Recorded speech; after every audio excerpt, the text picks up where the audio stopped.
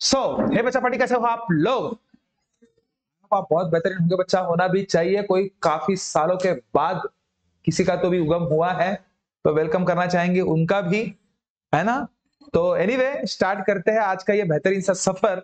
Start करने से पहले बता दूं, मेरा नाम है राज। आप सभी का तहे दिल से वेलकम करना चाहूंगा मेरे इस यूट्यूब के परिवार में। तो जो भी कोई नया बच्चा है, नए पेरेंट हमें देख रहे होंगे, तो हमारे चैनल को लाइक शेयर और सब्सक्राइब जरूर कर लेना। तो देखो बच्चा, एरिया भाई, एरिया ये चॅप्टर में पूरा एरिया वालाच काम आहे. म्हणजे काय रे? क्षेत्रफळ. कोणता फळ? फळ म्हणल्यावर भाऊ जोरदार काम आहे. चला आता पहा, आता या नाही रे, आता कुठे आला तो? तर उन्हाळ्यात येते. चला ओके, अब देखो बड़ा, सबसे मेन इसमें हम लोग क्या क्या पढ़ने वाले हैं? इसमें हम लोग पैरालेलोग्राम पढ़ने वाले हैं, कुछ रेक्टेंगल रेक्टेंगल के बारे में तो पता है ना आपको? अगर रेक्टेंगल के बारे में मैं अगर सपोज बताना चाहूं, तो रेक्टेंगल किसे कहते हैं? जो बिल्कुल सीधा साधा रहता है बेचारा, और जिसके अपोजिट साइड क्या होते हैं? इक्वल होते, जिसमें एक लेंथ नाम की चीज होती है और जिसमें और एक ब्रेथ नाम की चीज होती है. ठीक है, तो इसका एरिया की अगर मैं बात करूं, तो area of rectangle is nothing but काय असते रे बाळांनो? लेंथ. हा तर लहानपणापासून आपण करतच आहोत रे. ब्रेथ. सर मोठे कुठे झालो जी आम्ही? अच्छा ठीक है. तो नेक्स्ट स्क्वायर के बारे में अगर सपोज बताओ, तो सारे के सारे साइड इक्वल होते. इक्वल म्हणजे हा 4 तर हाईट 4 तर हाईट 4. ठीक आहे, तर बाळांनो सगळे साइड इथे सेम असतात आणि सरळ असते. म्हणून हा एरिया, याचा एरिया ऑफ रेक्टेंगल काय असते? रेक्टेंगल नाही, एरिया ऑफ याचा स्क्वेअर काय असते माहित आहे का रे? एरिया ऑफ स्क्वेअर असते साइडचा स्क्वेअर. साइडचा स्क्वेअर. पण हा तुम्हाला चॅप्टर मध्ये आता इथे नाही आहे, तुम्हाला इथे आहे पॅरालेलोग्राम. कोणता लाल? पॅरालेलो. पॅरालेलो. आता हा पॅरालेलोग्राम का हो जी? तर पॅरालेलोग्राम दुसरा तिसरा काय नसून रेक्टेंगलचा आडवा भाव. कोणाचा आडवा भाव? बस त्याच्याबद्दल काहीतरी गोष्टी सांगून टाकतो तुम्हाला, मग चालू करूया आपल्या प्रवासाला. वाव, काय मस्त जुळला का? याच्याबद्दल काहीतरी सांगतो तुम्हाला. राहू द्या, विसरलो, ऐकून टाका. ठीक आहे, आणि मग सुरू करू आपल्या प्रवासाला. असा काहीतरी होता, पाहून टाकू. होत बसल. पाय ए बी सी डी, रेक्टेंगलचा आडवा भाऊ असते हा. या ठिकाणी पण त्याचे अपोजिट साइड काय असतात? इक्वल असतात. याला पण लेंथ असेच म्हटलं जाते आणि याला ब्रीथच म्हटलं जाते. ठीक आहे, फक्त यामध्ये एक गोष्ट थोडीशी वेगळी असते, की यामध्ये एरिया लेंथ इंटू ब्रीथ नसते.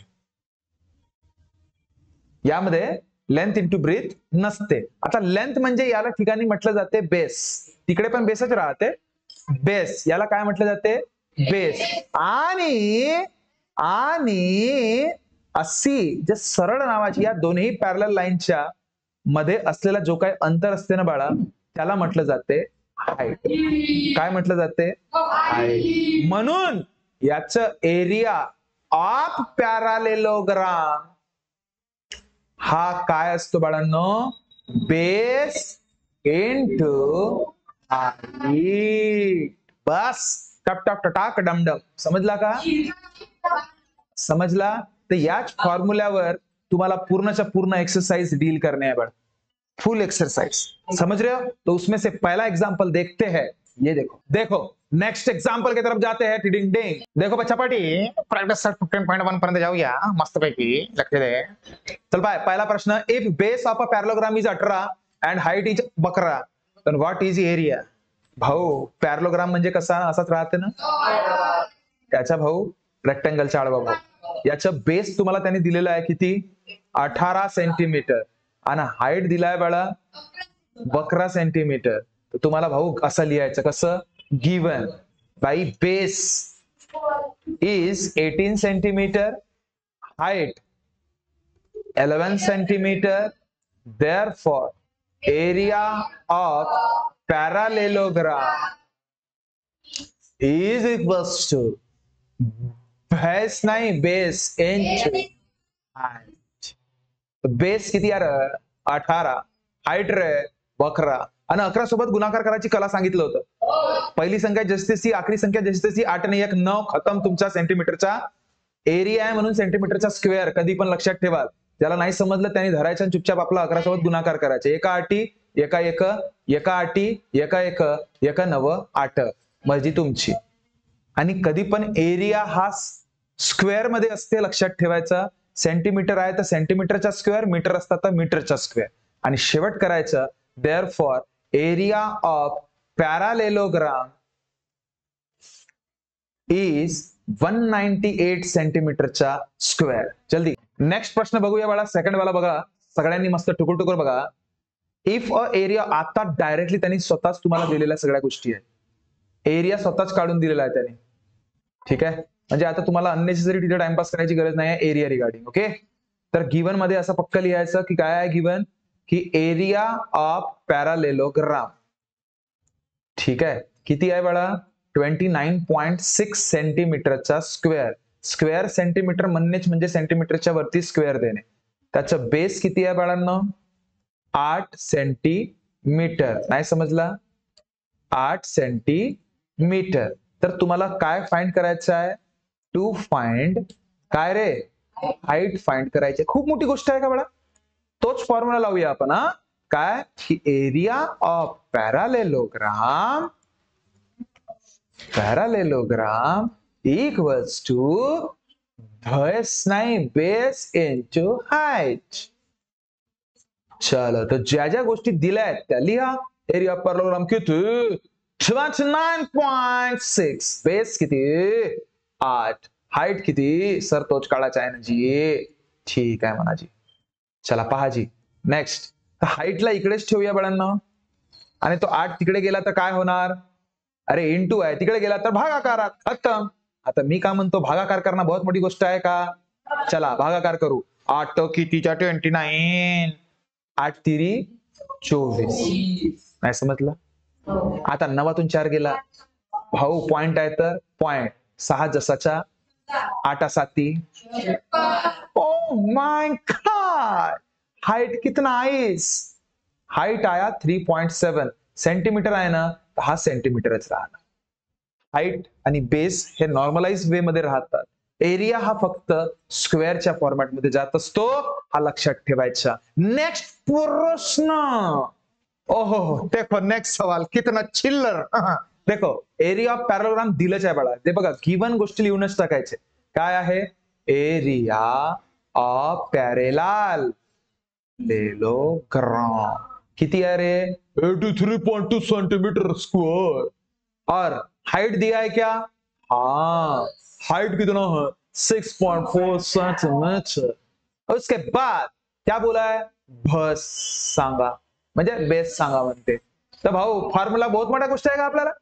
चला, area of parallelogram, area of parallelogram काय असते, बेस इंटू हाइट. नहीं समझीस, समझीस. तो एरिया कितना है 83.2, बेस क्या पता इंटू हाइट 6.4 सेंटीमीटर. तो चलो अब मेरे को एक बात बताओ, बेस इधर ही रहने देता और उसको उधर फेंक देते तो क्या होगा रे बड़ा, डिवाइड में हो जाएगा. ओके, मल्टीपल में जो रहता है उधर जाता है तो डिवाइड में होता है.